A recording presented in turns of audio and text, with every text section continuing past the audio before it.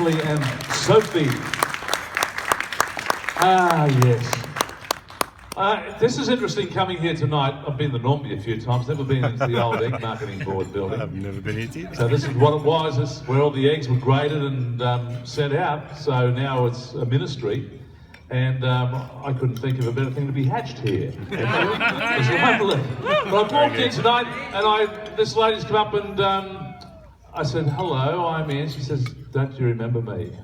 And I said, and I'm looking at this lady and looking, I said, Sandra, Newmarket High School, 1963 or 4. Sandra was at Newmarket High School when I was there. So Sandra, nice to see you again. So I did remember. So I had to get the everything flying information, and then I worked out who it was. It was great.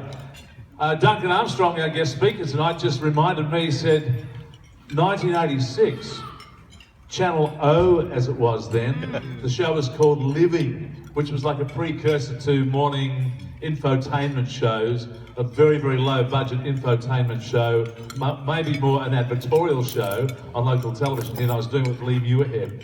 And a young guy came in with this maniac swimming coach, Laurie Lawrence.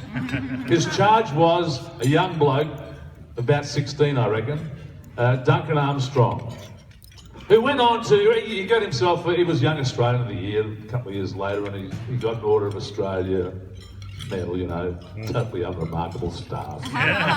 But he, you know, today he's a dad, he's a corporate motivator, he's a public speaker, he's on Fox Central, on Fox Television on Sundays. His kids also go to school with Matt Prater's kids. Yeah. So there might be some sort of tenuous link as to why he's getting on. Northside dads. Yeah, right, okay. But if we can cast our mind back, Rio is coming up pretty soon. And there's probably many, well, we know there's many people around the world who are, like the last 4 or 5 years, or maybe even longer, their goal has been to get to something like this, a world stage in their chosen sport. 1988. It was Seoul. Wow, I feel good. If you know, oh, okay. So Seoul in Korea, and then 20-year-old bloke, 1.88 centimeters tall, 74 kilos, wringing wet, on the blocks in the 200-meter free final.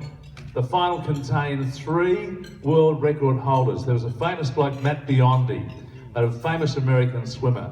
This young bloke's on the blocks to do it for Australia. In the stands is his maniac coach, Laurie Lawrence. So if we can just all picture this.